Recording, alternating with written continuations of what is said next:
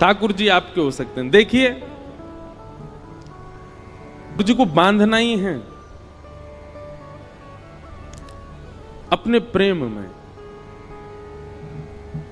भक्ति का मतलब क्या होता है? हम सब बंधे हुए हैं कहां? संसार में।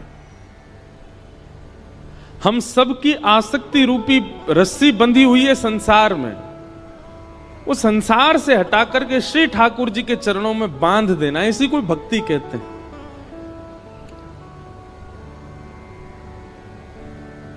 लेकिन संसार से जब हमारी आसक्ति रूपी रस्सी बंधी होती है तो हम बंधन में होते हैं, संसार तो मुक्त ही है।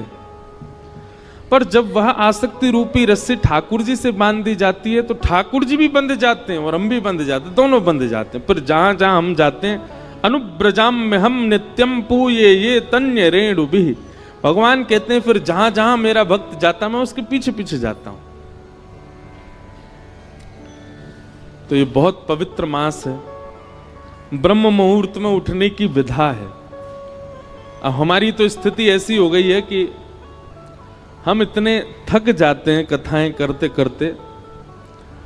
अभी हमको थोड़ा सब संत जन भी कह रहे हैं, घर के लोग भी कह रहे हैं, अब अवकाश करना शुरू करो, कथाओं के बीच में 2-4 दिन का अवकाश रखो, थोड़ा आराम करो, पर हो ही नहीं पा रहा है।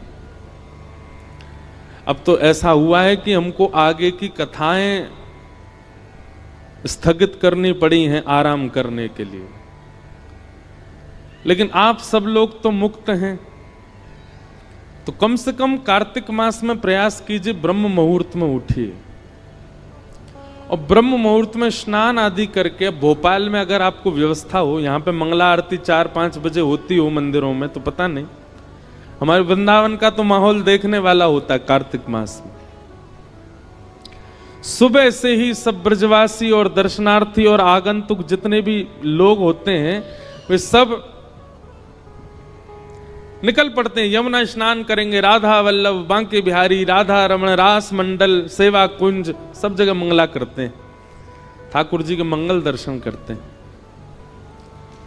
तत्पश्चात दामोदराष्टकम का पाठ करते हैं, सुंदर सुंदर भावों का पाठ करते हैं, तुलसी जी की विशेष आराधना करते हैं, तुलसी के सूखे लकड़ों से ठाकुर जी की आरती करते हैं। हमारे एक पंडित जी बता रहे थे कि कोई संत कथा में कह रहे थे कि एक बार कोई चूहिया दौड़ करके जा रही थी तो गलती से तुलसी के सूखे लकड़े पड़े थे, एक लकड़ी पर पैर पड़ गया तो वो उछल करके ठाकुर जी के सन्मुख अर्पित हो गई कार्तिक मास में। तो उसका परिणाम ये हुआ कि वो अगले जन्म में ठाकुर जी की कोई अनन्य सखी बन करके आई, अनन्य कोई प्रियसी बन करके आई। तो हम सब चुहिया तो नहीं है, हम सब तो मानव हैं। कहने का अभिप्राय, भूल से भी यदि ठाकुर जी को तुलसी अर्पित हो जाती है या तुलसी के सूखी लकड़ी से ठाकुर जी की आरती हो जाती है तो कार्तिक मास में उसका फल देखो। पुनः हम एक बात कह दें, वृंदावन की जो रस रीति है ना वो प्रेम की भरी हुई है, वहां पर पुण्य की कामना नहीं होती। आपके भोपाल में, इंदौर में, बंबई में, दिल्ली में, कलकत्ता में, चेन्नई में, पंजाब में, हिमाचल में आदि आदि सब क्षेत्रों में पुण्य के लिए लोग भक्ति करते हैं, पर वृंदावन में पुण्य के लिए नहीं करते। वृंदावन में पुण्य की कामना नहीं होती है।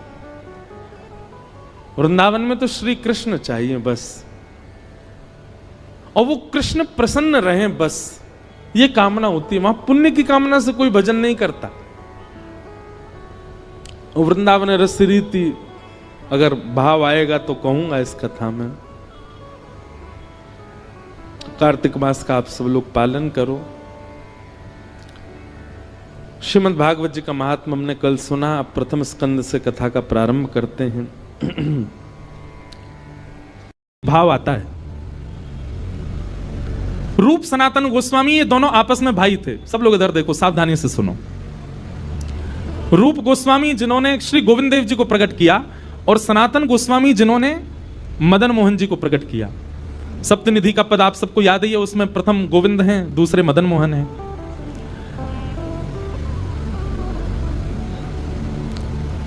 तो रूप सनातन गोस्वामी जो थे ये बांग्लादेश के गौड़ देश के परम विद्वान परम बीतराग दो वैष्णव हैं। बहुत ध्यान से सुनो।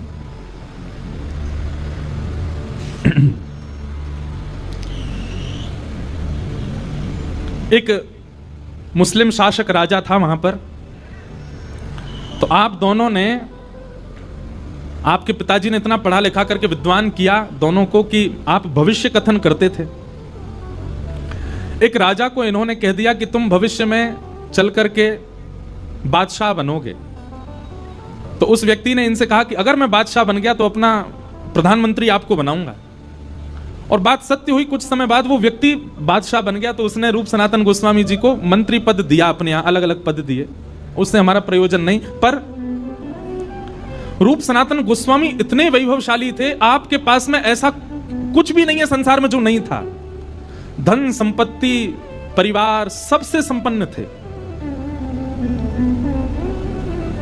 बस एक दिन की बात, दो कारणों से आप वृंदावन चले गए। वो दो कारण कौन से हैं? पहला कारण, एक बार आप लोग दोनों हिसाब किताब कर रहे थे, तो हिसाब किताब करने में इतना समय लगा, कुछ हिसाब बैठ नहीं रहा था। दोनों थक गए तो एक सेवक को बुला करके आपने कहा कि सुनो, हमारे लिए शरबत बना के लाओ। तो सेवक गया शरबत बनाने के लिए। तो शरबत में चीनी की जगह, बूरा की जगह मैदा डाल लाया और मैदा मिला करके इन दोनों को पिवाई दिया। अब ये हिसाब में इतने व्यस्त थे कि मैदा युक्त शरबत पी गए, इनको पता ही नहीं चला कि इसमें शक्कर नहीं है, बूरा नहीं है। सुबह का समय हुआ, सेवक ने जब सब जगह जांच पड़ताल, मतलब रसोई में जाकर के देखा, तब उसको पता चला, अरे कल रात में शरबत मैंने बनाया, मैंने जल्दी जल्दी में बूरा की जगह मैदा मिला करके पिला दिया। उसको बड़ी गिलानी हुई। तो उसने जाकर के रूप सनातन गोस्वामी, अच्छा, रूप सनातन गोस्वामी जी का नाम रूप गोस्वामी सनातन गोस्वामी नहीं था। आप दोनों का पूर्व नाम, सनातन जी का नाम पहले अमर था। क्या नाम था? अमर। और रूप गोस्वामी जी का नाम पहले संतोष था। अमर और संतोष इन दोनों के नाम थे। तो सेवक ने जाकर के बहुत रोने लगा, कान पकड़, मुझे क्षमा कर दे, मुझसे अपराध हो गया। तो दोनों ने कहा, क्या बात है, तुमने क्या किया ऐसा? बोले, महाराज कल रात्रि आपने शरबत मांगा था। बोले, हाँ। जल्दी जल्दी में मैं उसमें शक्कर की जगह, बूरा की जगह मैदा मिला लाया था, मैदा युक्त शरबत आपको पिला दिया, मुझे क्षमा कर दो। उन दोनों के चित्त में यह चिंता नहीं हुई कि हम मैदा पी गए पानी के संग, बल्कि उनके चित्त में यह चिंता हुई कि हम इस संसार के विषय में इतने ज्यादा व्यस्त हो गए हैं कि रात्रि में हमको इतना भान भी नहीं हुआ कि जल में शक्कर नहीं है, मैदा पी गए। और बोले, अभी तो ये प्रारंभ है, अभी तो हम मंत्री पद पर बैठे ही हैं, तब हमारे साथ ऐसा हो रहा है। आगे आगे चलते जाएंगे तो विषय भोग बढ़ता ही चला जाएगा। सदैव याद रखना बंधुओं, व्यक्ति वैष्णव दो ही हो सकते हैं। पहला वो जिसके पूर्व के प्रारब्ध संचित हों, या फिर दूसरा वो जिसके जीवन में ठोकर लगी हो। कुछ ऐसी घटना घट गई कि महाराज वृंदावन की तरफ मुड़ गए। फिर दो ही प्रकार के लोग वृंदावन जाते हैं। रूप सनातन गोस्वामी का पूर्व का संचित कर्म अच्छा था, इसलिए उनके चित्त में आया, बोले ये विषय भोग, इसमें हम इतने तल्लीन हो गए। अब ठीक है, कुछ भी हिसाब कर रहे थे, है तो विषय का ही, इतना भी भान नहीं रहा कि हम मैदा पी रहे हैं। अब ये उनके मन में चिंतन चल ही रहा था कि उसी समय उनको खबर मिली कि श्री लीलाचल धाम जगन्नाथपुरी से श्रीमन चैतन्य महाप्रभु वृंदावन यात्रा को जा रहे हैं और असंख्य वैष्णव उनके साथ जा रहे हैं। आप दोनों के मन में भाव आया कि एक बार उनका दर्शन करना चाहिए। तो श्री चैतन्य महाप्रभु, इतनी भीड़ थी उनके साथ में कि उनको लगा इतनी भीड़ के साथ वृंदावन जाना ठीक नहीं। तो एक आधे रास्ता से वो वापस, उन्होंने ऐसा भाव रखा कि हम वापस नीलाचल जा रहे हैं। तो लोग बाग सोचे अब जा ही नहीं रहे वृंदावन, तो हम भी आगे क्या करेंगे। तो कई लोग अपने अपने घर को चले गए। तभी चैतन्य महाप्रभु ने देखा कि भीड़ कम हो गई, तो एक गांव में रुक गए। वो गांव रूप सनातन गोस्वामी का ही था। अमर और संतोष इनका नाम था पूर्व। आप दोनों गए चैतन्य महाप्रभु के श्री चरणों में जाकर के आपने प्रणाम किया और प्रणाम करके कहा कि महाराज अब ये संसार का विषय हमको भाता नहीं है, संसार के विषय भोग से हमारा मन उठता जा रहा है, हम क्या करें। तब चैतन्य करके आपने प्रणाम किया और प्रणाम करके कहा कि महाराज अब ये संसार का विषय हमको भाता नहीं है, संसार के विषय भोग से हमारा मन उठता जा रहा है, हम क्या करें।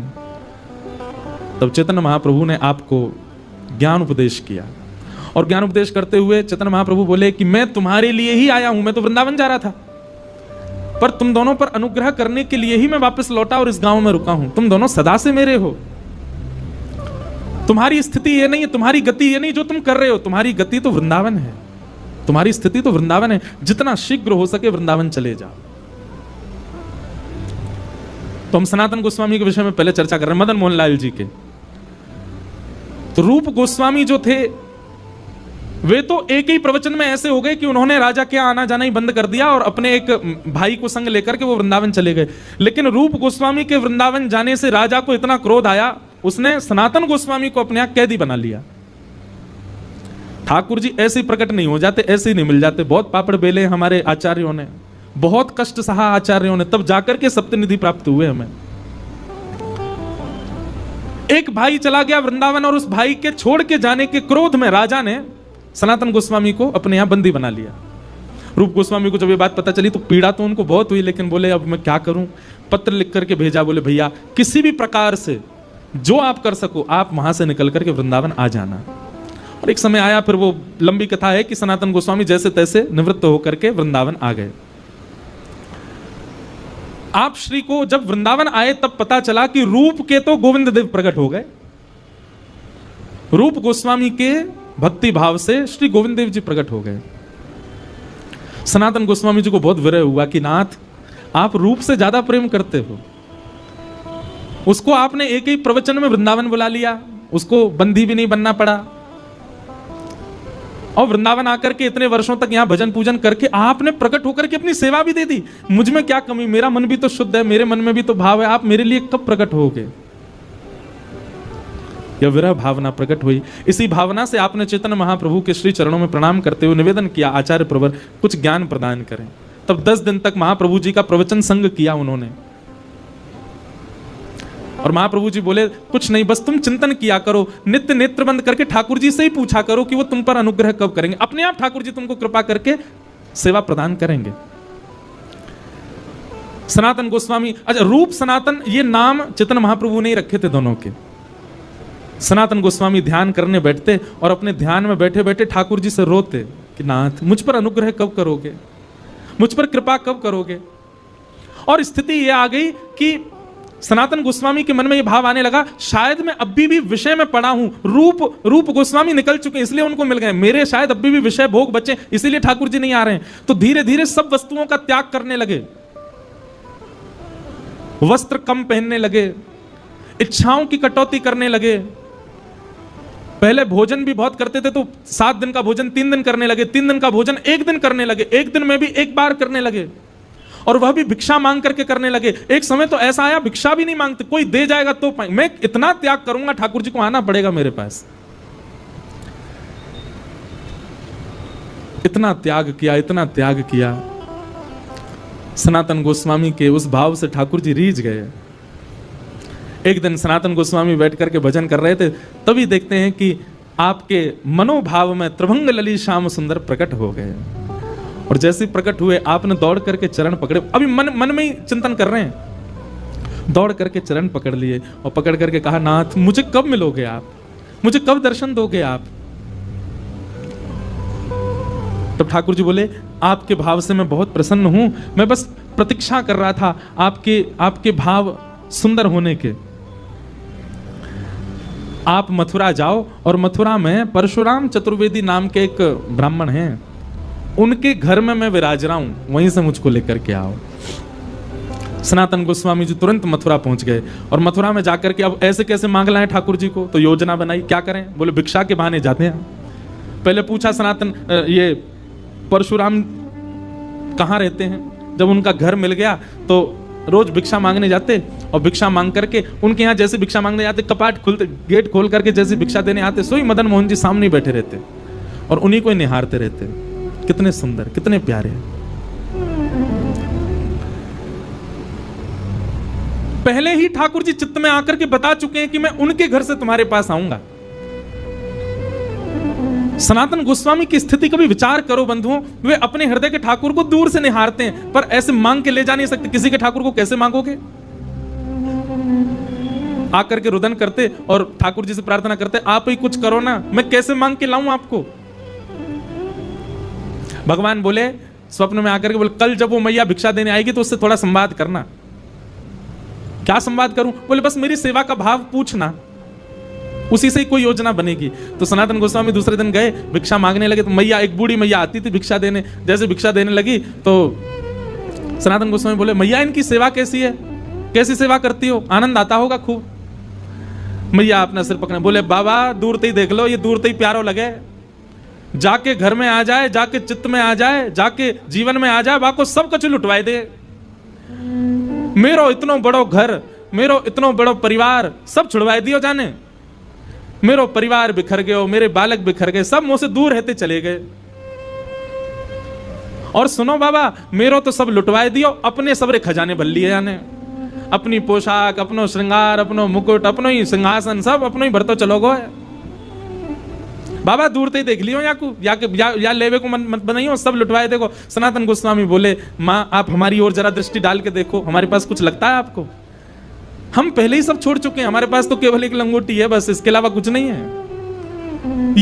ये अगर आ भी गए हमारे पास में तो हमारा क्या छुड़वाएंगे? बचा ही नहीं कुछ भी। परिवार हमने छोड़ दिया, भोजन हमने छोड़ दिया, इच्छाएं हमने त्याग दी। अरे एक कुटिया किसी ने बना के दे दिया, नहीं तो मैं तो वृक्ष के नीचे रहता था, घर भी नहीं। और जबकि ये रूप सनातन गोस्वामी बड़े संपन्न परिवार से थे बंगाल में, सब छोड़ छाड़ के आ गए। बोले मैया सब तो छूट गया, अब क्या छुड़वाएंगे ये मेरा? और मैया आप इतनी परेशान हो, आपको बहुत परेशान कर रहे हैं, तो आप इनको मोकू दे दो। मैया बोली, बाबा भले ही सब कुछ छुड़वाई दियो यानी मेरो, लेकिन दूंगी ना है, रहेगो मेरे पास ही। सनातन गोस्वामी बोले, तो बोले अब क्या चाह रही हो, क्या छुड़वा मैं आपके? प्राण छूट जाएंगे तब दोगी हमें? अब आपका भी मैया सब चला गया, प्राण ही बचे हैं बस। और सोचो कहीं आपके प्राण चले गए और फिर उसके बाद आपके दूर के रिश्तेदारों ने आकर के विवाद किया, इनके गहना सोना सब चुरा के ले गए, तो आपको वैकुंठ जाकर के बहुत कष्ट होगा मैया कि मैंने इतनी संपत्ति बढ़ाई मदन मोहन जी की, सब मेरे परिवार के लोग लूट ले गए। इससे बढ़िया प्राण जामे वासे पहले पहले इनको कहीं व्यवस्थित कर जाओ। मैं ना कह रहा हूं मुझे देख के जाओ, पर देख लियो मेरे पास कुछ है नहीं, मैं रख लूंगा इनको। मैया बोली विचार करूंगी। रात्रि में स्वप्न में मैया के स्वप्न में ठाकुर जी आ गए और मैया से आके बोले, मैया तू कैसी है? बोले इतने वर्ष है गए मुझे सेवा करते भय, आज तक स्वप्न में आके तुमने यो ना पूछी कैसी है? पति चलो गो, परिवार चलो गो, बालक चले गए, सब संपत्ति चली गई मेरी, तभी नहीं अब क्यों पूछवे आए हो? कहा चाहिए सीधे सीधे बताओ। ठाकुर जी बोले, मैं यूं कह रहा हूं कि मैंने सब तो ले लियो, अब एक ही चीज तेरे पास बची है, वो लेवे वाला हूं मैं। मतलब ठाकुर जी इनडायरेक्ट वे में कह रहे हैं तेरे प्राण लेवे वाला हूं। और मैया तेरे प्राण चले जाएंगे तो फिर वो भोजन कौन कराएगा, मेरी सेवा कौन करेगा? मैया बोली, आजकल वो कल परसों एक बाबा आयो, वो आपको मांग रहा हो, वो ऐसी बात कर रहा हो, आप भी स्वप्न में आके ऐसे कहा, बात कहा है मुझे बताओ। बोले मैया तेरे जीवन के केवल 7 दिन बचे हैं, वहां से पहले पहले तू वह बाबा को मुंह दे दे। मां के नेत्र सजल हो गए। बोले ठाकुर जी आप जानो ही चाह रहे हैं तो फिर मैं व्यवस्था करूंगी। दूसरे दिन जैसे ही सनातन गोस्वामी गए, द्वार पर आकर के कहा भिक्षाम देही। मैया अपने ठाकुर जी को उठा करके लाई और ला करके बोली, ले बाबा ले जाओ ठाकुर जी को, करो इनकी सेवा। अब बाबा थोड़ा ऐसा बता रहे हैं मानो वो लोभी नहीं है ठाकुर जी के, तो मानो ऐसा बोल रहे हैं, मैया इनसे पहले यूं तो पूछ लो ये मेरे पास रह लेंगे ना, मेरी कुटिया में ज्यादा व्यवस्था ना है, मैं तो आटो मांग करके ले जाऊं, बिना छने भय आटे के टिक्कर बना के पाऊं, और एक बार बनाऊं वही 7 दिन तक चले मेरे, इनको चल जाएगा ना। मैया वापस अपने ठाकुर जी को ले गई, भीतर पधरा दी। बोले आज रात में पूछूंगी। स्वप्न में फिर ठाकुर जी आए और स्वप्न में ठाकुर जी तो बोली, जय जय वो बाबा तो एक दिना बनावे, वही एक टिक्कर दी 7 दिना निकाल दे, और आपको तो एक दिना में 8 बार भोजन चाहिए, कैसे जाओगे बाकी यहाँ? ठाकुर जी बोले कोई बात ना, मैं टिक्कर खा के रह लूंगा, लेकिन मैया मैं रहूंगा वही के पास, तुम वही दे दे, वो जैसे रखेगा मुझको स्वीकार है, बस वाकू दे दे। दूसरे दिन सनातन गोस्वामी आए, तो मैया ने ठाकुर जी दे दिए। बोले ठाकुर जी कह रहे हैं जैसे रखेगा रह लूंगा। आहा, सनातन गोस्वामी इतने आनंद में भर गए। बोले यही तो सुनना चाह रहा हूं कि ठाकुर जी मैं जैसे चाहूं वैसे रहने को तैयार है। हृदय से लगा करके श्री मदन मोहन लाल जी को अपनी परन कुटी में लेकर के श्री सनातन गोस्वामी आए, चौकी पे विराजमान कर दिए। ठाकुर जी विराज रहे हैं। वही आटा जो भिक्षा में आता है, बिना छना हुआ, बिना नमक डाले, उसी के टिक्कर बना करके मदन मोहन जी को पधरा दिए। मदन मोहन जी की 1 सप्ताह तक ऐसी सेवा चलती रही।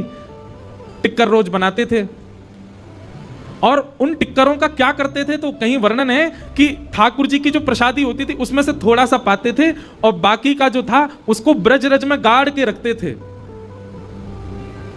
और कभी समय मिलता फिर उसमें से निकाल करके पाते रहते या किसी को प्रसाद के रूप में बांटते रहते। 5-6 दिन तक ठाकुर जी ने सेवा कराई और कुछ दिनों बाद ठाकुर जी स्वप्न में आकर के बोले, बाबा बहुत मन लग रहा हो मेरा तुम्हारी कुटिया में, तुम ऐसे भजन करते रहो, पूरे दिन टिक्कर बना के मुंह को पवाओ, बाबा बहुत सुख मिल रहा, लेकिन एक बात है। बोले कहा, नेक नमक बुरक दे करो आटे में, नेक सो स्वाद आ जाएगा वहां में। अरे मैं नंद जी को लाला, मैं यशोदा मैया को लाला, लाड़ चाव को जोड़ा, इतने लाड़ प्यार तो मुंह को पाल के बड़ो कियो, 56 भोग बनाती यशोदा मैया। बाबा मुंह में नेक भोजन की रुचि है, पर मैं ज्यादा ना कह रहा हूं आपसे, मैं यूं ना कह रहा हूं कि बहु व्यंजन बनाओ, पर या आटे में नेक नमक तो डाल दे करो। सनातन को जय जय, आपको बहुत श्रम है क्या, मैं अभी जाऊं, कल से भिक्षा में नमक भी लेके आऊंगा। और दूसरे दिन आटो भी लाए, नमक भी लाए, आटे में नमक डाल करके टिक्कर बना के पवा दिए। 6-7 दिन ठाकुर जी ने प्रेम से पाए। 7 दिन बाद ठाकुर जी फिर आ गए। सनातन गोस्वामी बोले, कहो जय जय, अब ठीक है, नमक को स्वाद आ रहा है। ठाकुर जी खांस खांस के बोलन लगे तो सनातन, अरे जय जय खांस काई करे। बोले रूखी रोटी है ना, इरज गई है मेरे गले में, सबरी जमाए गई है यहीं पे। ओहो जय जय, आप तो बड़ी पीड़ा में हो, तो क्या करूं। बोले नेक घी लियाए करो, रोटी में नेक टिक्कर में नेक घी बोर के मुंह को फिर पवाए करो। सनातन गोस्वामी बोले ठीक है, मैं घी की व्यवस्था करूंगा।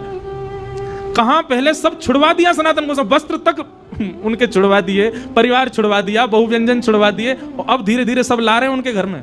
पहले आटो आ गयो, फिर नमक आ गयो, फिर घी को डिब्बा आ गयो। 7-8 दिन तक ठाकुर जी ने प्रेम से पायो। फिर ठाकुर जी प्रकट है गए मन में, जय जय, अब तो नमक भी डाल रहा हूं, घी भी चुपड़ रहा हूं, अब कहा चाहिए। ठाकुर जी बोले, मैं कछु ज्यादा ना मांग रहा हूं, मैं तो यूं कह रहा हूं, आप कंडा जराए करके वही पर टिक्कर सेकें, मुंह को लगे कंडा बेचारे बहुत देर तक ऐसे ही रह जाएं, उनमें कछु और भी बन सके। आप एक आलू लियाए करो और जैसे ही कंडान की अग्नि समाप्त हो तो भुनवे डाल दे करो। जैसे ही कंडान में आलू भूल जाएंगे, उनको बढ़िया छिलका उतार के नमक रह भैया, नमक डाल के और बाकी चटनी बना के मुंह पवाए दे करो।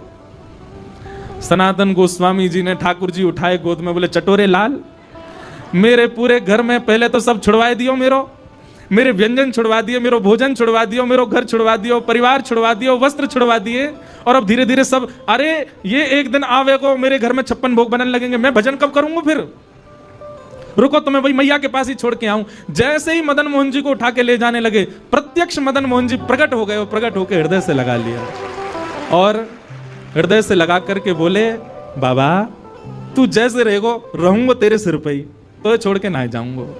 हाँ मैं 56 भोग पाऊंगा एक दिन तेरे हाथन सो, लेकिन पाऊंगा तेरे हाथन सो, नहीं जाऊंगा छोड़ करके। बंधुओं, ठाकुर जी विरह देते हैं ना, इसका मतलब ये नहीं है कि वो निष्ठुर हैं। ठाकुर जी संबंध छुड़वाते हैं, मित्र छुड़वा देते हैं, संसार के विषय भोग छुड़वा देते हैं, इसका मतलब ये नहीं कि वो निष्ठुर हैं। वो चाहते नहीं आपको कि आप किसी के संग रहो, ऐसा नहीं है, केवल परीक्षा ले रहे हैं। लेकिन आपने ठाकुर जी के द्वारा दी गई हर स्थिति को स्वीकार कर लिया तो ठाकुर जी उससे इतने प्रसन्न हो जाएंगे कि जैसे सनातन के हृदय से लग गए वैसे हमारे हृदय से लग करके ठाकुर जी कहेंगे, जैसे रखेगो रहूंगा तेरे संगे। ऐसे बिहरत बिहरत निस दिन कुंज गलन में, ब्रज जन मन सुख धाम, मदन मोहन को रूप निरख के, मदन मोहन को रूप निरख, सनातन बलि बलि जाए, वृंदावन प्यारो वृंदावन, वृंदावन प्यारो वृंदावन। बोलो मदन मोहन लाल की। बड़े प्यारे ठाकुर हैं हमारे वृंदावन के। अब करौली राजस्थान में विराजते हैं। तो देखो सनातन गोस्वामी जी की कथा से आपने क्या सीखा? भगवत प्राप्ति के लिए, ठाकुर जी प्राप्त हो उसके लिए सबसे पहले क्या आवश्यक है? एक गुरु, सदगुरु का संग। चैतन्य महाप्रभु यदि कभी सनातन गोस्वामी के जीवन में नहीं आते तो शायद उनको कभी भगवत प्राप्ति नहीं होती। लेकिन गुरु कैसा होना चाहिए? गुरु वही जो हरि सो मिलावे, गुरु वही जो वृंदावन में बसावे, गुरु वही जो हरि की राह दिखावे, जो भगवत भावों को आपके चित्त में स्पष्ट करे, वो गुरु होना चाहिए। ऐसे गुरु सनातन गोस्वामी को प्राप्त हुए। तो सबसे पहले गुरु आश्रित। और गुरु आश्रय भी कैसा? चैतन्य महाप्रभु ने कहा कि वृंदावन चले जाओ, तो अपनी राजकीय संपदा को छोड़ करके चले गए वृंदावन। रूप सनातन गोस्वामी जी का जब मैं चरित्र पढ़ रहा था तो उनके परिवार के बारे में भक्तमाल जी में ऐसा वर्णन किया है, उस काल में, उस समय में वह सुख था उनके पास जो बड़े बड़े राजाओं के पास नहीं था। सब छोड़ करके आ गए वृंदावन। और यह बात स्पष्ट है, जाके चित्त में यह भावना हो कि हमें श्री राधा रमण प्रत्यक्ष मिले तो हरिराम व्यास जी की इस पंक्ति को याद रखिएगा, कनक कूट को टिक लग तजिए भजिए कुंवर कन्हैया, वृंदावन सा चौधन भैया। जब तक आपके जीवन में वृहद त्याग नहीं होगा तब तक ठाकुर जी नहीं मिल सकते। ये बात लिख लीजिएगा। हम लोग नेक नेक से त्यागन पे ठाकुर जी को मांग रहे हैं। ठाकुर जी आपके लिए मैंने जो है प्याज लहसुन छोड़ दी, ठाकुर जी आपके लिए मैंने व्यसन करना छोड़ दिया, आपके लिए मैंने ये सब करना। आप केवल जिह्वा की वस्तुओं के त्याग कर पा रहे हैं। भगवत प्राप्ति के लिए त्याग पूछना भी नहीं है, बस त्याग दो। बोले जा से मुझे ठाकुर जी मिले, मुझे वो करना है। मीराबाई का जो पद आप सब गाते हैं, मैं बैरागन होंगी, उस पद में जो अंतरा है उसमें क्या कहती है मीराबाई? कहो तो कुसुमल साड़ी रंगा। मतलब अगर कोई कह दे कि अरे मीरा खूब सुंदर श्रृंगार कर तभी श्याम सुंदर रीझेंगे, तो कोई कह जाता ना तो मीराबाई अपनी बुद्धि नहीं लगाती, अच्छा श्रृंगार से रीझते हैं, बोले अच्छा तो फिर तो मैं बहुत सुंदर श्रृंगार करूंगी। और तभी संत महापुरुषों को मीराबाई देखती तो इनसे कहती, आप लोगों ने श्रृंगार क्यों नहीं किया? श्याम सुंदर तो श्रृंगार से रीझते हैं, आप इतने सामान्य बने क्यों घूमते हैं? बोले नहीं नहीं, ठाकुर जी भगवा भेष से रीझते हैं। कहो तो भगवा भेष, कहो तो मोतियन मांग भरावा, और कहो छिटकावा केश। अगर कोई कह जाए कि केश दान कर दो ठाकुर जी तब मिलेंगे, तो मीराबाई उसके लिए भी तैयार हैं। क्यों? जिन भेषा मारो सावरो रीझे, जिन भेषा मेरो गिरधर रीझे, मैं सोही भेष धरूंगी, हो मैं तो सोही भेष धरूंगी, हो मैं बैरागन होंगे, मैं बैरागन। दूर चले जाएं फिर उनकी महिमा मंडन ऐसा करती हैं। किशोरी जी के सन्मुख ठाकुर जी होते हैं तो किशोरी जी ऐसा बर्ताव, वैसे तो बड़ी सहज है, बड़ी सरल है हमारी श्री जी, पर ये ललता विशाखा करवाती हैं जबरदस्ती श्री जी से। तो किशोरी जी जब सामने ठाकुर जी होते हैं ना तो ऐसे, जैसे ठाकुर जी कभी पूछेंगे मैं कैसा लग रहा हूं, आहा। सूरदास जी कहते हैं,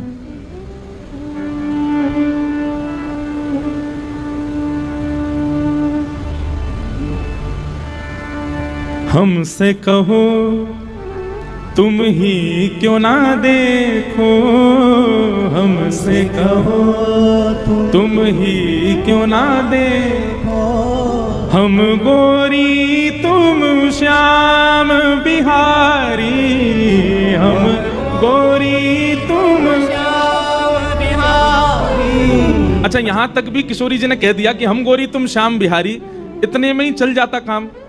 लेकिन ये ललता विशाखा बड़ी चतुर हैं, श्री जी से कहें अभी आनंद ना आयो, ऐसा कुछ बोलो कि रूठ के बैठ जाए, मुंह फुला के बैठ जाए गुलाब जामुन से, ऐसा कुछ बोलो। तब श्री जी अगली पंक्ति क्या कहती हैं, और सुनो श्याम सुंदर, आप पूछ ही रहे हो कि आप लग कैसे रहे हो, तो और सुनो। बोले नहीं नहीं मैंने सुन लियो कि आप गोरी हैं, मैं श्याम हूं, बस इतना ही बहुत है। बोले नहीं नहीं सुनो तो, हमरो मुख जैसे चंद उजियारो, हमरो मुख जैसे चंद उजियारो, और तुमरो मुख जैसे रैन अंधियारी तुम रोमुख। किशोरी जी कह रही हैं हम तो पूर्णिमा के चंद्रमा और तुम अमावस्या की रात। सोई महाराज ठाकुर जी को मुंह फूल गो। तो श्री जी जब सामने होते हैं ना ठाकुर जी, तब तो ऐसा बर्ताव करती हैं, लेकिन जब ठाकुर जी कहीं चले जाते हैं तो प्रेम का ये स्वरूप होता है। प्रेमी जब सन्मुख हो तो उसकी ज्यादा प्रशंसा नहीं होती। पत्नी अच्छा भोजन बनाए और पति से वो उसकी प्रतीक्षा ही रहती है कि परोस दें, और वो बस खड़ी रहती है कि ये भोजन पाए तो कुछ बोले, वो सुनने के लिए ही खड़ी रहती है। लेकिन पति का स्वरूप क्या है, उसको अच्छा लगता है लेकिन फिर भी वो ज्यादा प्रशंसा नहीं करता। इसमें नींबू कम है, तुम यार मिर्च बहुत डालते हो, कम डाला करो, ये कर मुंह फुला के चली जाएगी। ये प्रेम का ही तो स्वरूप है। आप कहोगे आपको कैसे पता, आपका तो हुआ नहीं, हमारा नहीं हुआ, पर हम जितनों के बीच रहते हैं सबका हो रखा है, तो इसलिए अनुभव होता रहता है हमको। और सबसे बड़ी बात भैया, हम तो शामा शाम की लीला सुनते रहे, पढ़ते रहे, वहां में अनुभव हो गए। तो प्रेम का ही स्वरूप होता है, प्रेमी सन्मुख हो तो ज्यादा प्रशंसा नहीं होती। ठाकुर जी जब दूर चले जाते हैं तब श्री जी कहती हैं सब सखियों से, अगली बार विधाता मैं बनाऊंगी। तो ललिता विशाखा कहते हैं क्यों, देखे ना कैसे लग रहे श्याम सुंदर, कितने प्यारे लग रहे। विशाखा जी बोली जब सामने हूं मैं तो ऐसी बुराई करो, और पीछे चले जाएं तो ऐसे इतनी बोले ना, सामने कहूं ना हूं, ज्यादा इतरामिल लगेंगे फिर। या हमारे पीछे से ही कह रही हूं, अगली बार विधाता मैं बनाऊंगी और वह विधाता को नियम समझा दूंगी। रोम रोम प्रति नैन बनाऊं। सब सखी बोली आहा, रोम रोम से ठाकुर जी दिखेंगे। किशोरी जी बोली इतना ही नहीं, एक नियम और बनवाऊंगी। बोले कहा, एक टक रहे पलक ना बनाऊं। बोले रोम रोम में नेत्र प्रकट करवाऊंगी, और वे नेत्र भी बिना पलक वाले होंगे, ताकि श्याम सुंदर सामने आए तो हमारे नेत्र कभी झपके ही नहीं। आहा, सब सखियां जय जयकार करने लगी श्री जी की, श्यामा जी की। तब होंगे पूर्ण मनोरथ हमारे काम। श्री जी का पद है, तब हमारे मनोरथ पूरे होंगे जब रोम रोम से ठाकुर जी को हम निहार लेंगे। ऐसो प्रेम। तो जिनको विरह है जीवन में, और विरह भी वृंदावन का, विरह भी श्री जी का, विरह भी ठाकुर जी का, आप भाग्यशाली हो। हम व्यास रूप में हैं इसलिए कुछ कह नहीं पाते, पर जब आपके नेत्रों में अश्रुबिंद ठाकुर जी के लिए देखते हैं ना, सही में इच्छा होती है आपको प्रणाम करें, क्योंकि आप बहुत भाग्यशाली हैं कि श्री जी की याद आती है, ठाकुर जी का स्मरण होता है, और उनके स्मरण में आपके नेत्र सजल होते हैं। व्यक्ति के शरीर में सबसे बहुमूल्य यदि कुछ है तो वो है अश्रुबिंद, सबसे बहुमूल्य है। और वो यदि आप ठाकुर जी के लिए प्रस्तुत करते हैं तो आप सबसे बहुमूल्य वस्तु ठाकुर जी को दे रहे हैं। लेकिन हमारी एक प्रार्थना सुनो, रुदन सबके सन्मुख नहीं होना चाहिए, और विशेष रूप से ठाकुर जी के सामने तो बिल्कुल ही नहीं होना चाहिए। रुदन तो एकांत में होना चाहिए। ठाकुर जी की कथा चल रही है, लीला हम सुना रहे हैं, आप वृंदावन में राधा वल्लभ जी को देख रहे हो, तो इन स्थितियों में अश्रु प्रकट होना यह सामान्य बात है, हो ही जाएगा। कथा कई बार ऐसी होती है कि अत्यंत घोर नास्तिक व्यक्ति भी रोने लग जाता है कथा में बैठा बैठा, वो भाव एक अलग विषय है, परंतु नेत्रों के अश्रु एकांत में प्रकट हों, वो गोपनीय वस्तु है, वो सबको दिखाने के लिए नहीं है। क्यों? क्योंकि जब आप सब अब रुदन कर रहे हैं, आपके नेत्रों में अश्रु आ गए, और किसी व्यक्ति ने आपका अगर उपहास किया तो आपके भाव को ठेस पहुंचेगी, आपकी भक्ति में वो उसको नामापराध कहते हैं। नामापराध में एक अपराध यह भी है कि उस व्यक्ति के सामने अपने भाव प्रकट करना जिस व्यक्ति को ठाकुर जी से दूर दूर तक कोई संबंध नहीं है। इसलिए अश्रुबिंद आप रोक ना पाओ तो विषय अलग है, परंतु फिर भी प्रयास करो कि कथा में ठाकुर जी के सामने, वृंदावन में राधा वल्लभ राधा रमण जी के सामने तो प्रसन्न मुद्रा में जाओ, प्रसन्न भाव में जाओ। जब वहां से निकल के कक्ष में आ जाओ तब एकांत में रुदन करो। एकांत में रुदन होगा ना तो काऊ दिना आंसू पहुंचे ठाकुर जी आ जाएंगे, एकांत में, सबके सामने नहीं। भगवान स्वराट हैं, भले ही उनकी कांति श्याम वर्ण की है, भले ही ठाकुर जी सांवले हैं, पर ऐसा नहीं है कि अंधेरा हो जाए तो ठाकुर जी गायब ही हो जाएंगे। उनकी कांति में से प्रकाश प्रकट होता है। कितनी लीलाओं में इस बात को प्रमाणित किया गया है कि ठाकुर जी भले ही श्याम वर्ण के, पर जब कभी भी अमावस्या की रात्रि होती है, रात्रि में ठाकुर जी विचरण करते हैं, तो ऐसा नहीं ठाकुर जी अंतर ध्यान रहते हैं, दिखाई नहीं देते हो, इतने कार्य भी नहीं है। उनकी कांति जो है वो अद्भुत है। स्वराट यहां पर वर्णन है। ठाकुर जी जब चलते हैं ना तो पता कैसे लगता है, ऐसा लगता है नीली मणि घूम रही हो, नील मणि घूम रही हो। एक अद्भुत कांति प्रकट होती है ठाकुर जी के श्री अंग से। चार्थे स्वविज्ञ स्वराट, और तेने ब्रह्म हृदय आदि कवये, जो ब्रह्मा आदि देवताओं को भी निर्णयात्मका बुद्धि से निर्णय प्रदान करते हैं कि तुमको ये करना है, तुमको ये करना है, तुमको, सब देवताओं के ऊपर जो अधिपति बनकर के बैठे हैं। तेने ब्रह्म हृदय आदि कवये मुह्यन्ति यत् सूरयः, बड़े बड़े देवताओं को भी जो अपने ऊपर मोहित कर लेते हैं, अपनी भ्रगुटी पर, अपनी चाल पर, अपनी मंद मुस्कान पर जो आकृष्ट कर लेते हैं। अग्नि, जल, वायु, आकाश, ये जिनके वश में है, पृथ्वी, पंच तत्व जिनके वश में हैं, वे जब चाहें तब इस पृथ्वी को एक एक क्षण में नष्ट कर सकते हैं। या तो जल निमग्न कर दें, या अग्नि निमग्न कर दें, या भूचाल ला करके सब ध्वस्त कर दें। अब देखो, अब इस श्लोक की हमने नेक्स्ट सी व्याख्या करी तो भगवान का रूप ही बदल गया। कैसे हैं?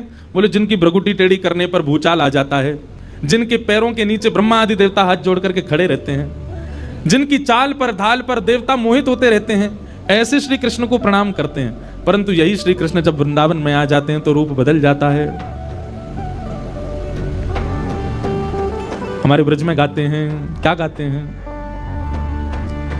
विष्णु अवतार विश्व पोषण करण, विष्णु अवतार विश्व पोषण करण। विष्णु का अवतार किस लिए हुआ? बोले विश्व का पोषण करने के लिए। पर सोई कर चोरी यहाँ अहीर घरन, हाँ सोई कर चोरी यहाँ अहीर घरन। कैसे? निज प्रभुता विसार, निज प्रभुता विसार, निज प्रभुता विसार, प्रभुता विसार। हाँ भैया, प्रेम ने दिया कि सदा उल्टी बहे धार, कौन पावे आपको पार। प्रेम ने दिया कि सदा उल्टी बहे धार, अरे कौन पावे आपको पार।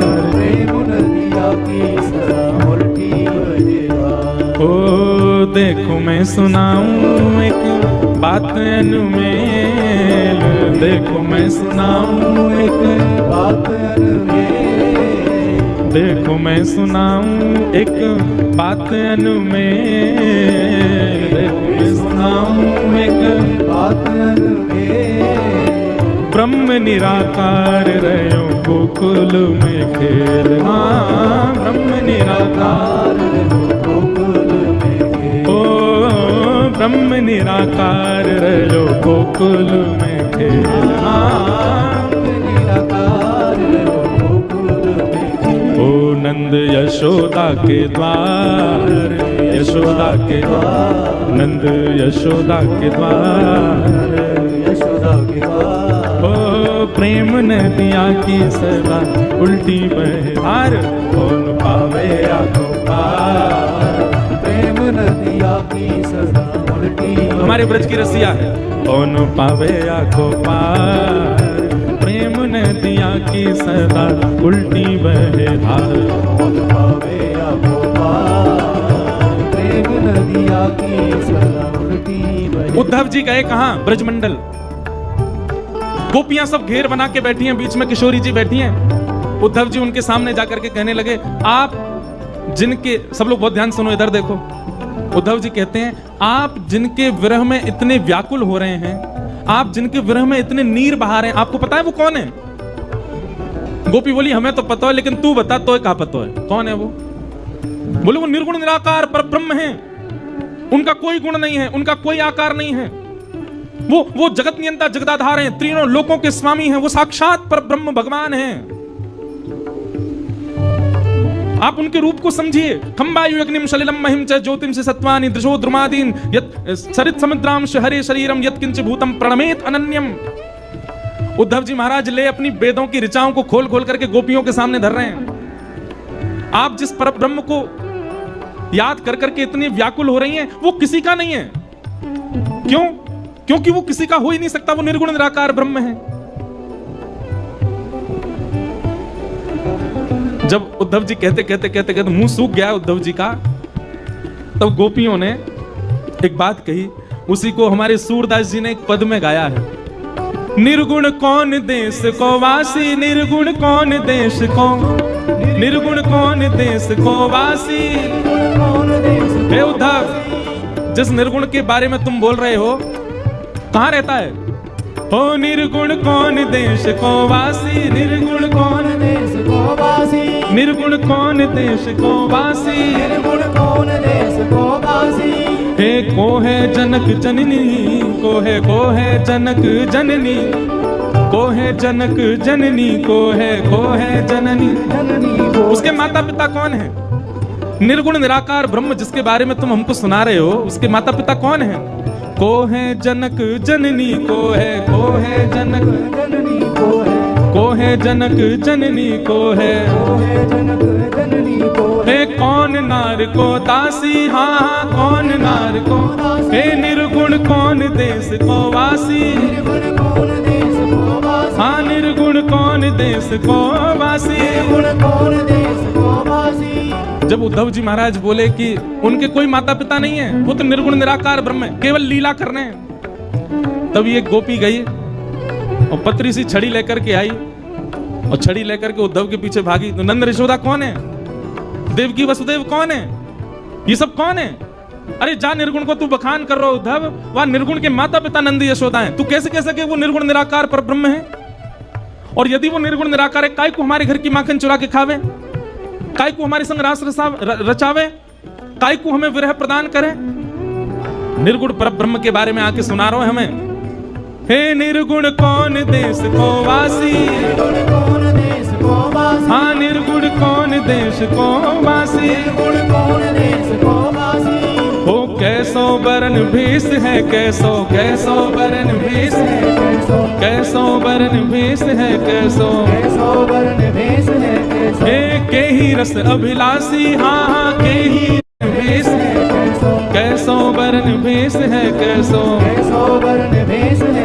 हे के ही रस अभिलाषी, हाँ के ही रस अभिलाषी। निर्गुण कौन देश को वासी, निर्गुण कौन देश को वासी, निर्गुण कौन देश को वासी, निर्गुण कौन देश को वासी। हे सुनत कौन है रयो है ठगयो, सुनत कौन है रयो, सुनत कौन है रयो है ठगो, सुनत कौन हे सूर सबई मति नाशी, हाँ सूर सबई मति नाशी। हे निर्गुण कौन देश को वासी, निर्गुण कौन देश को, हाँ निर्गुण कौन देश को वासी, निर्गुण कौन देश को वासी। हे प्रेम नदिया की सदा उल्टी बह धार, प्रेम नदिया की सदा उल्टी बह धार। कौन पावे आँखों पार, प्रेम नदिया की सदा उल्टी बह धार। कौन पावे आँखों पार, प्रेम नदिया की सदा उल्टी। तो ठाकुर जी का स्वरूप यदि वेद और पुराणों में आप देखेंगे तो वह स्वरूप ठाकुर जी का बिल्कुल अलग है, लेकिन वही वृंदावन रस चर्चा में देखेंगे तो वहां के ठाकुर जी अलग हैं। रसखान कहते हैं ब्रह्म में ढूंढो पुराणन गायन, ना ही बतायो लोग लुगायन। मैंने सब जगह पर ब्रह्म को ढूंढा, मुझे वो नहीं मिले, तभी मिल गए। बोले कहां मिले? देखो दिरो एक कुंज कुटीर में रयो पलोटत राधिका पायन। तभी मैंने कुंज में जाकर के देखा तो रत्न सिंहासन पर किशोरी जी बैठी हैं और उनके श्री चरणों में अपने मुकुट रूपी मुकुट अविराजित शीश को झुकाए श्री श्याम सुंदर बैठे हैं। रसखान कह रहे हैं मैंने पहली बार पर ब्रह्म को वहां देखा। तो वृंदावन रस प्रकट ही इसीलिए किया गया कि वेद वर्णित जो श्याम सुंदर हैं, वेद वर्णित जो परमात्मा का स्वरूप है, उसको आप नहीं समझ पाओगे, उसको आप नहीं जान पाओगे। इसीलिए वृंदावन में ठाकुर जी ने ऐसा रूप धारण किया जिससे आप प्रेम कर सको। और एक बात हमारी सुनिएगा बहुत ध्यानपूर्वक, आपके मन में बहुत श्रद्धा उमड़ रही हो तो कहीं और जाओ, आपके मन में बहुत भावना उमड़ रही हो तो कहीं और जाओ, आपके मन में बहुत पुण्य की कामना उमड़ रही है तो भी कहीं और जाओ, आपके मन में प्रेम उमड़ रहा हो तभी वृंदावन आओ।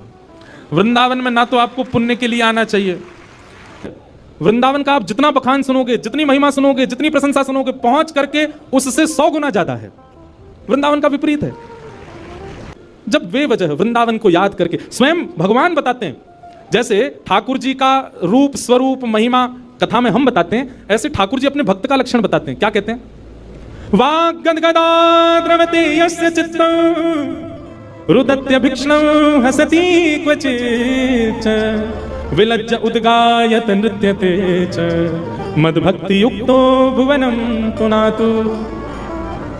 ठाकुर जी कहते हैं, बोले बैठे बैठे मेरी कथा सुनते सुनते जिसका कंठ भर आता हो, मेरे भक्त के लक्षण क्या भगवान बता रहे हैं, मेरी कथा सुनते सुनते जिसका गला भर आता हो, नेत्रों से अविरल अश्रुधार गिरने लग जाती हो, और अश्रुधार गिरते गिरते गला भरे भरे तभी मेरी कोई मधुर लीला सुन के रुदन करते करते हंसने लग जाता हो, और वही लीला सुनते सुनते चरम स्थिति में आकर के भुजा उठा करके उन्माद नृत्य करता हो,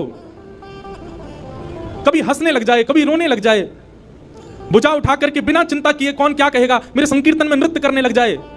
भगवान कहते हैं मद भक्ति युक्तो, वो मेरा भक्त है, जिसके नेत्र से बिना किसी कारण के बस मेरी याद में अश्रु आ जाते हों, वो मेरा भक्त है। तो ठाकुर जी स्पर्श करेंगे तो निश्चित है कि अश्रु आने हैं, तो भगवान का आगमन होता है, तो ही ऐसा होता है पंडाल में। तो हम क्या बता रहे थे कि जिस प्रकार आप विदेश की बहुत प्रशंसा सुनते हैं, पर जब आप वहां जाएंगे तो आपको अनुभव होगा कि जो सुना था वैसा कुछ भी नहीं है, बिल्कुल विपरीत है। ठीक वैसे ही देवलोक में पृथ्वी की बहुत महिमा गाई जाती है।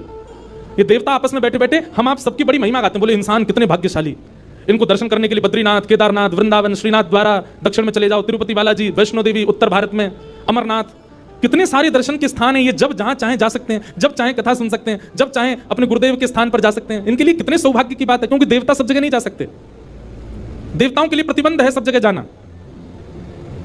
नारद जी महाराज ने सोचा इतनी पृथ्वी की महिमा है तो मैं देख के तो आऊं पृथ्वी है कैसी, लेकिन नारद जी कहते हैं मैं पृथ्वी पर आया और पृथ्वी आकर के मैं सब जगह घूमा, पर जैसा मैंने सुना था वैसा मुझे कुछ नहीं मिला। आज आप पृथ्वी पर मानवों की जिस स्थिति को देखते हो, 5000 वर्ष पहले नारद जी ने वो सब लिखा है यहां पर। नारद जी कहते हैं पृथ्वी कैसी है, बोले सत्यम नास्ति तप शौचम दया दानम न विद्यते उदर भरिणो जीवा बकार कूट भाषिण। बहुत सावधानी से सुनो, नारद जी कह रहे हैं पृथ्वी कैसी है, बोले सत्यम नास्ति, सत्य नहीं बोलते यहां के लोग। बंधुओं आप यदि काउंट करें अपना हर दिन, आप महीने के 30 दिन काउंट कीजिए कि मैंने ऐसा कौन सा दिन निकाला जिस दिन मैंने झूठ ही नहीं बोला हो। मुश्किल से 4 या 5 दिन निकल करके आएंगे 30 में से। हर दिन हम झूठ बोलते हैं, हर दिन असत्य भाषण करते हैं, और असत्य के भी बहुत रूप हैं। किसी से बोलना ही असत्य नहीं होता, हम स्वयं के साथ भी जब असत्यता करते हैं, अपने साथ भी अपने आप को जबरदस्ती धकेल रहे हैं संसार के विषय में, यह भी तो असत्य है। हम हर दिन असत्य बोलते हैं, तो सत्यम नास्ति। नारद जी कह रहे हैं यहां के लोग सच बोलते ही नहीं है। दूसरा, नारद जी ने क्या देखा पृथ्वी पर, बोले तपह नास्ति, भजन नहीं करते हैं। क्या करते हैं, बोले दिखावा, आडंबर।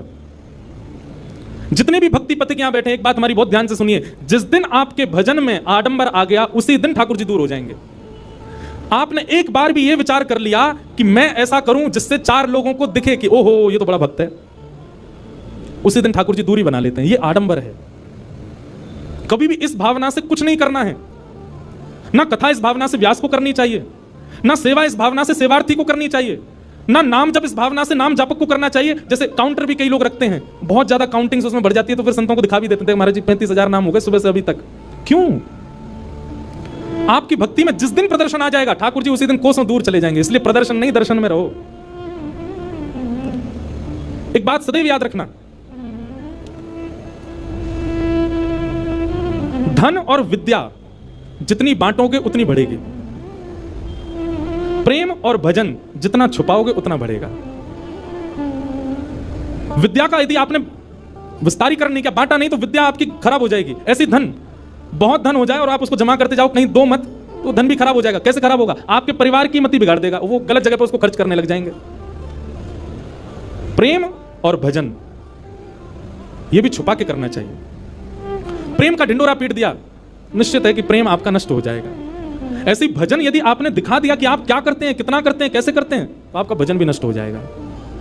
इसलिए इन 2 चीजों को गुप्त रखना है, प्रेम और भजन। नारद जी महाराज कहते हैं सत्य नहीं बोलते संसार के लोग, तप नहीं करते। बोले भजन तो गोपनीय रूप से होता है, यहां तो दिखावा करते हैं लोग। तपह नास्ति, शौचम नास्ति, बोले पवित्रता केवल दिखावे की है। नहा लेते हैं 2 बार दिन में, लेकिन पवित्र नहीं है। हम लोग स्वच्छ तो रहते हैं, हम लोग सुंदर तो रहते हैं पर पवित्रता नहीं है। पवित्रता बाह्य नहीं होती, भीतर की होती है। पवित्र नहीं है। तपः नास्ति, शौचम नास्ति, तपः नास्ति, और क्या कह रहे हैं, बोले दया नास्ति, दया भी नहीं है हम लोगों के अंदर।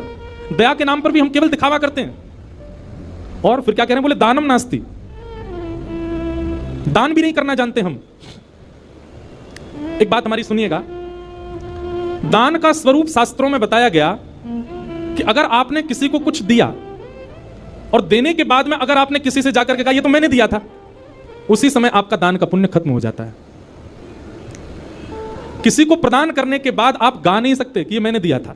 और दान का मतलब धन देना ही नहीं होता, दान का मतलब वस्त्र देना ही नहीं होता, दान का मतलब असहाय को उसकी जरूरतमंद वस्तु देना ही नहीं होता। दान के रूप में बहुत कुछ आता है। कई बार ऐसा देखा गया कि किसी व्यक्ति की सहायता से कोई व्यक्ति बहुत श्रेष्ठ बन गया। अब वो श्रेष्ठ बन गया तो वो नीचे खड़ा खड़ा सबको बोलता है मैंने ही तो बनाया इसको, मेरे ही भजन से, मेरे ही बल से, मेरे मुझसे पैसे मांग के ले गया था, आज देखो इतना बड़ा आदमी बन गया। आप नहीं कह सकते इस बात को। आपसे वस्तु जैसे ही किसी के पास जाती है, अगर वो दान का स्वरूप है तो आप उसको अपना कभी नहीं बता सकते। आपने जिस दिन उसको अपना बताया उसी दिन आपका पुण्य नष्ट हो जाता है, क्षीण हो जाता है। तो दानम नास्ति, हमारा तो काम ही है कि जब तक फोटोग्राफर नहीं होता तब तक दान ही नहीं करते। जब तक कहीं बता ना दें, सोशल मीडिया अपडेट ना कर दें, तब तक दान नहीं होता। थोड़ा गोपनीय रखो अपने आप को, दानम नास्ति। और फिर क्या कह रहे हैं, बोले केवल एक ही चीज के लिए हम सब लोग भाग रहे हैं। बोले क्या, उदर भरिणो जीवा, हमारा एक ही उद्देश्य है। बोले क्या, ऐसा कुछ करना है जिससे हमको भोजन मिल सके। उदर भरने की शिक्षा ही हम पा रहे हैं, उदर भरने के लिए ही मेहनत कर रहे हैं, उदर भरने के लिए पूरा दुनिया भाग रही है। अंत तो गत्वा, हमारी गति क्या है, बोले कुछ मिलना चाहिए, पेट में जाना चाहिए, बस इसी के लिए ही कर रहे हैं। आप ऐसा नहीं कह रहा हूं कि मैं इसके लिए नहीं जीना है, पर हमारा उद्देश्य केवल यही है। कई लोगों को तो इतनी भूख लगती है, वो बात बात पर केवल उनको यही चिंता है कि खाना क्या है।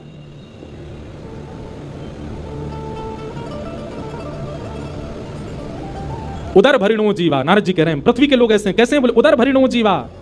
और फिर कैसे, बोले बरा का कूट भाषण, केवल दिखावे में अच्छा बोलते हैं, अंदर से सामने वाले का बुरा ही चाह रहे हैं। बस दिखावे में बोल रहे हैं कि आप अच्छे रहो, आपका ये काम बने, आपकी बिटिया बढ़िया रहे, आपके पुत्र बढ़िया रहे, पर भीतर से सब आपका अनिति चाहते हैं। और नारद जी ने बहुत कुछ वर्णन किया। और क्या कहते हैं, बोले पाखंड निरता संतो विरक्ता सपरिग्रह तरुणी प्रभुता के शाल को बुद्धिदायक। देखो, सत्य कड़वा होता है और कई लोगों को अच्छा भी नहीं लगता, पर यह सत्य है। हमको सत्य बोलना होता तो मंच से ही बोल देते हैं। यहां सब सार्वजनिक सुन लेते हैं ना लोग, अब एकांत में कोई मिले तब नहीं बोलता मैं। क्या बात कह रहे हैं, तो कहते हैं पाखंड निरता संतो, बोले साधु संत सन्यासी विरक्त, ये भी संत इसलिए बने ताकि उसके रूप में आके पाखंड कर सकें। सबके लिए ऐसी बात नहीं कही जा रही है, पर अधिकतर परसेंटेज ज्यादा उन लोगों की है जिन्होंने भेष धारण किया है केवल। वास्तविक में वो संत नहीं है, वास्तविक में उनके मन में भाव नहीं है। और विरक्ता सा परिग्रह है, तो विरक्त, सब चीज से छूटे हुए, पर कहीं ना कहीं उनके मन में भी परिग्रह की इच्छा होती है, परिवार बसाने की इच्छा होती है। और क्या कह रहे हैं, बोले तरुणी प्रभुता गे है, घर में किसकी चलती है, बोले पत्नी की चलती है। तरुणी प्रभुता गे है, माता पिता नहीं, बड़े बुजुर्ग नहीं, पर विवाह हो जाए तो पत्नी ही सर्वस्व है। तरुणी प्रभुता गे है शाल को बुद्धिदायक, बड़े भैया की बात नहीं मानेंगे, छोटे भाई की बात नहीं मानेंगे, पर साले साहब यदि कुछ कहते हैं तो वो हमारे लिए सिरोधार्य है, शाल को बुद्धिदायक। नारद जी ने इस प्रकार अब बहुत सारी बातें यहां बताई हैं, सबके बारे में सत्य बता दिया। बोले विवाह नहीं होता है, कन्या विक्रय होता है, वर विक्रय होता है। बेटा को इसलिए नहीं पढ़ा रहे हैं कि तू पढ़ लिख के विद्वान, इसलिए पढ़ा रहे हैं तो पढ़ लिख के अच्छा बनेगा तो विवाह में हम इतनी मांग कर सकते हैं। ये सब नारद जी पहले ही बता रहे हैं। नारद जी कहते हैं पृथ्वी पर घूम करके मेरा मन बहुत अशांत हो गया, यहाँ के लोग तो बड़े विचित्र हैं।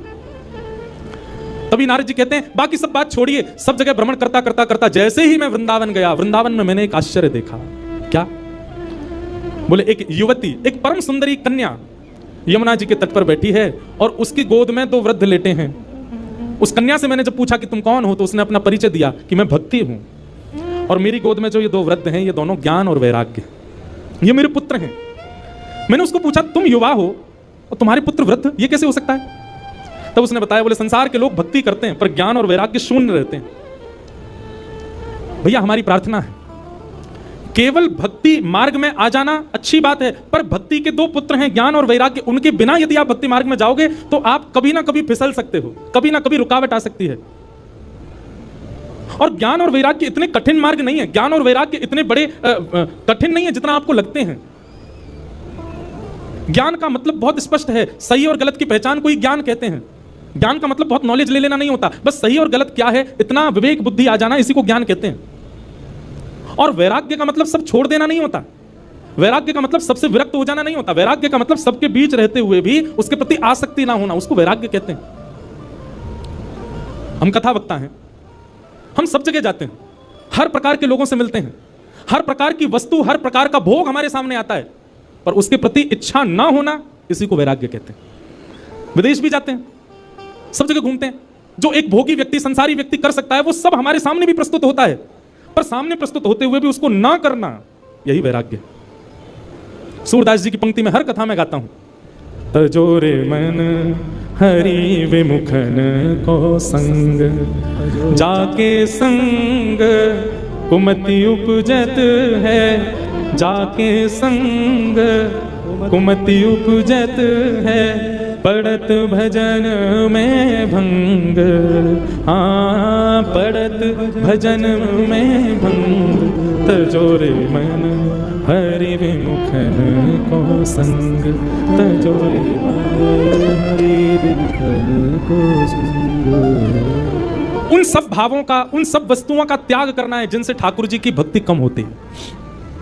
प्याज और लहसुन खाना पाप नहीं है, आपको नरक नहीं जाना पड़ेगा उसके बदले, पर अगर आपके चित्त में प्रेम भक्ति है और आप इन तामसी वस्तुओं का यदि बहुत सेवन करते हैं तो प्रेम लक्षणा भक्ति कम हो जाएगी।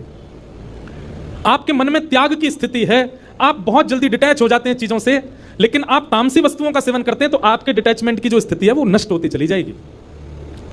साधक स्थिति, भक्त स्थिति हमारी कम होती है इन सब वस्तुओं के सेवन, इसलिए उसको मना किया गया। वो सब भाव वर्ज्य बताए गए हैं भक्ति मार्ग में जिनसे ठाकुर जी की प्रेम लक्षणा भक्ति कम होती हो। इसलिए उन्हीं भावों में हम पैंट पहन के क्यों नहीं करते कथा, हम टी शर्ट पहन के क्यों नहीं आते कथा में, बगलबंदी क्यों पहनते हैं, धोती ही क्यों पहनते हैं, ठाकुर जी की प्रसादी बनाने वाले को भी हम यही क्यों कह रहे हैं कि धोती पहन के बनाओ, हम आप लोगों से भी क्यों निवेदन कर रहे हैं कि कम से कम तिलक लगाओ, कंठी माला गले में धारण करो।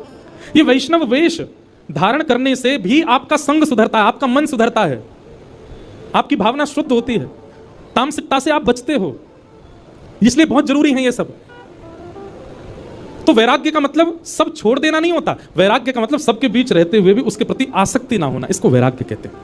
ये भक्ति के दो पुत्र हैं, ज्ञान और वैराग्य। जब तक ये चित्त में नहीं आएंगे भक्ति महारानी प्रसन्न नहीं रह सकती, इसलिए इन दोनों को चित्त में धारण करो। नारद जी महाराज ने देखा कि ज्ञान और वैराग्य दोनों वृद्ध हो गए, तो नारद जी महाराज ने प्रयास किया कि ज्ञान और वैराग्य को युवा कैसे किया जाए। संतों से पूछा, लेकिन कोई भी इसका प्रमाणित उत्तर नहीं दे पाए। तब नारद जी महाराज आज सनत कुमारों से पूछते हैं कि भक्ति के पुत्र ज्ञान और वैराग्य युवा कैसे होंगे, कृपा करके मुझे बताओ। बहुत सावधानी से सुनना, भक्ति हम सबके चित्त में है, पर ज्ञान वैराग्य पुत्र नहीं है हमारे पास। भक्ति के पुत्र वो कैसे आएंगे, उसी का उपाय यहां पर सनत कुमार बता रहे हैं। और सनत कुमार कहते हैं ज्ञान वैराग्य की पुष्टता के लिए, ज्ञान वैराग्य के लिए, युवावस्था के लिए क्या करना है, भक्ति के सहित ज्ञान और वैराग्य को यदि चित्त में युवान करना है तो भागवत की कथा सुनो। श्रीमद् भागवत की सप्ताह कथा को ध्यान पूर्वक एक एक शब्द को श्रवण करो। सप्ताह पूर्ण होते क्या होगा, आपके चित्त में भक्ति के पुत्र ज्ञान और वैराग्य दोनों युवा हो जाएंगे, विवेक बुद्धि जागृत हो जाएगी, सही गलत में पहचान अपने आप प्रकट हो जाएगी, अपने आप डिटैच होना शुरू कर दोगे। देखिए, डिटैचमेंट का मतलब केवल किसी वस्तु, व्यंजन, व्यक्ति से दूर हो जाना नहीं होता। डिटैचमेंट का मतलब और क्या होता है, विरक्ति का मतलब और क्या होता है, आपके घर में कुछ ऐसी वारदात हो गई, भगवान ना करे कुछ हो, ऐसा कुछ हो गया जिसके कारण आप बहुत विचलित हो गए। विचलित आप कब होगे, परेशान आप कब होगे, जब आपके चित्त में विरक्ति नहीं होगी।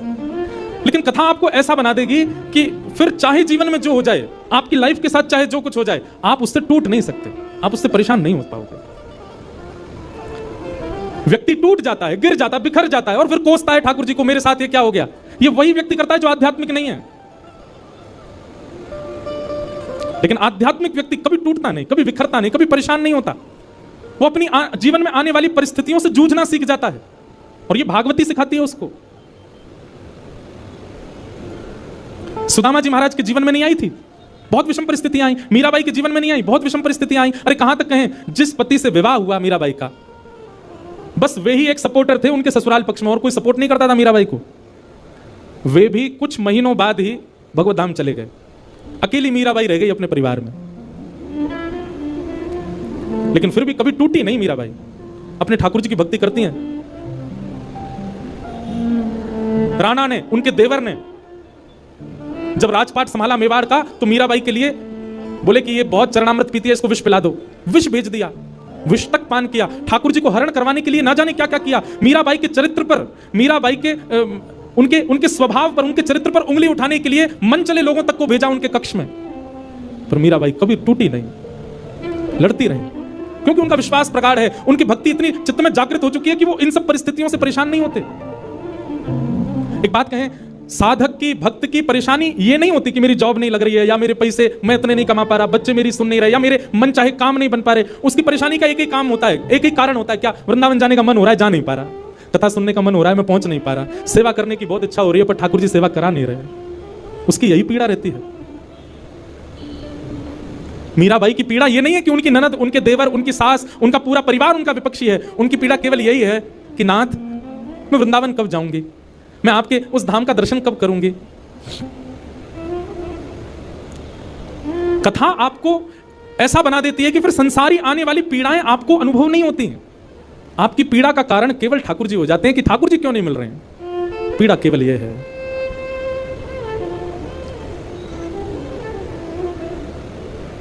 मीराबाई का एक पद, वैसे तो सारे पद ही मीराबाई के बहुत अच्छे हैं, एक से एक पद है मीराबाई के। बंधुओं, कभी मीराबाई के, आज विपराग जी मुझको बोल रहे थे कि महाराज जी अगले वर्ष जब चंडीगढ़ में कथा हो, इसका मतलब अगले वर्ष भी आएंगे हम। तो आपका भाव था महाराज जी अगले वर्ष जब कथा हो तो आप मीरा चरित्र सुनाइएगा।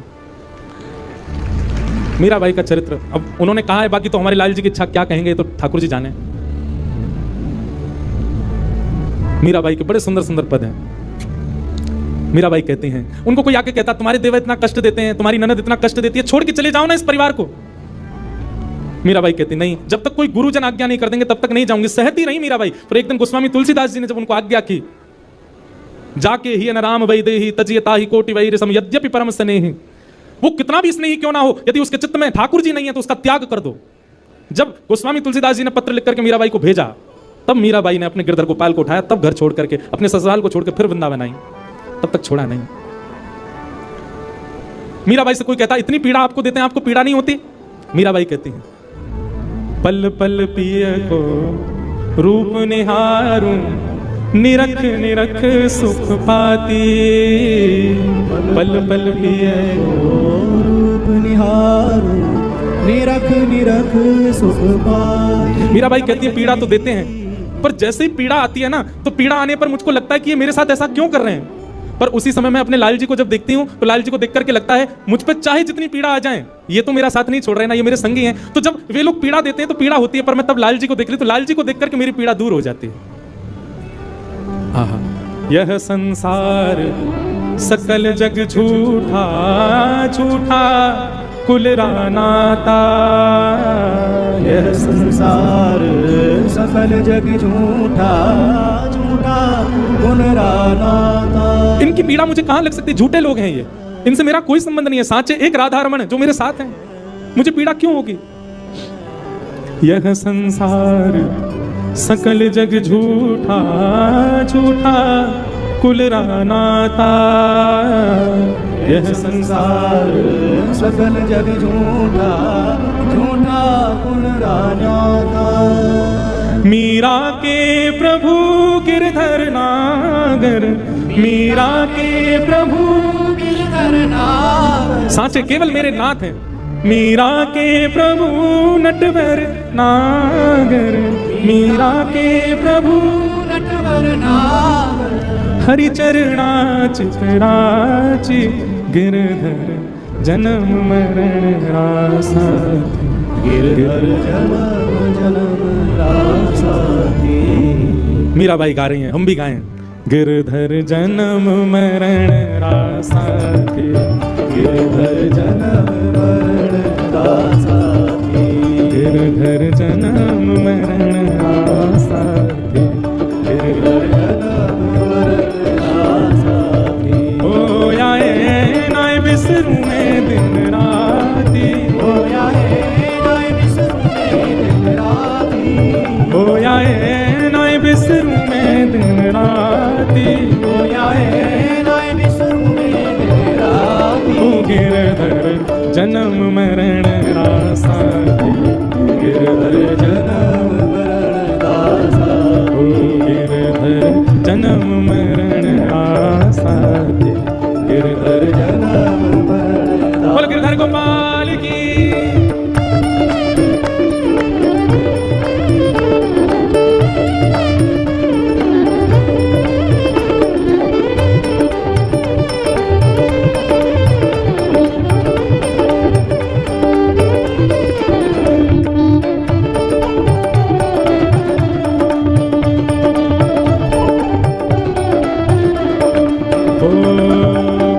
पल पिय को रूप निहारूं निरख निरख सुख पाती पल पल पिय को रूप निहारूं निरख निरख सुख पाती पल पल पिय को रूप निहारूं निरख निरख सुख पाती पल पल पिय को रूप निहारूं निरख निरख सुख पाती दोय कर जोड़ा रज करूं छूं दोय कर जोड़ा रज करूं छूं दोय कर जोड़ा रज करूं छूं दोय कर जोड़ा रज करूं छूं सुन ली जो मारी बात गिरधर जन्म मरण रासा गिरधर जन्म मरण रासा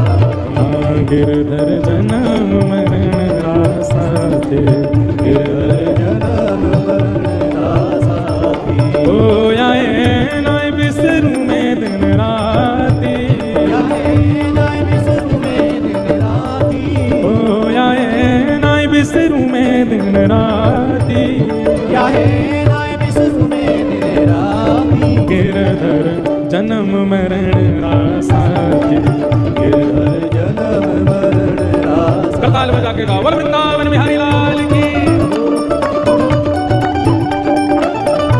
श्री राधा रमण लाल की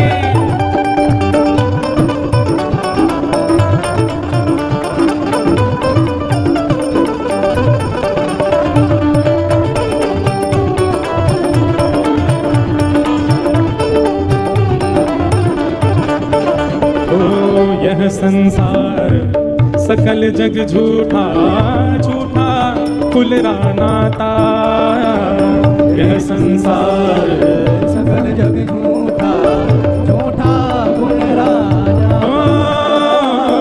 यह संसार सकल जग झूठा झूठा कुलरा नाता यह संसार सकल जग झूठा झूठा तो साचा कौन है मीरा के प्रभु गिरधर नागर मीरा के प्रभु गिरधर नागर मीरा के प्रभु नटवर नागर मीरा के प्रभु नटवर नागर ओ हरि चरणा चितराची गिरधर जन्म मरण रासा गिरधर जन्म मरण रासा गिरधर जन्म मरण रासा गिरधर जन्म मरण भाव से गोविंद मेरो है गोपाल मेरो है मेरो है गोपाल मेरो है मेरा बांके बिहारी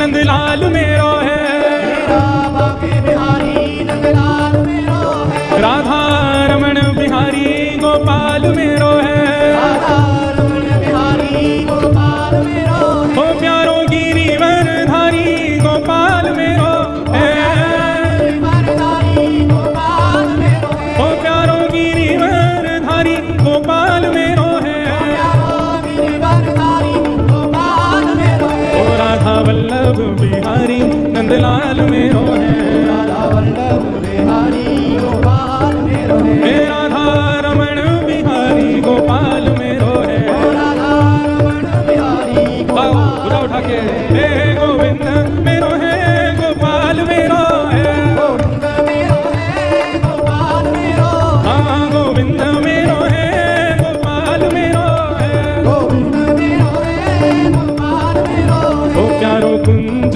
बिहारी बिहारी नंदलाल मेरो है, हे राधा मोहन बिहारी नंदलाल मेरो है, राधा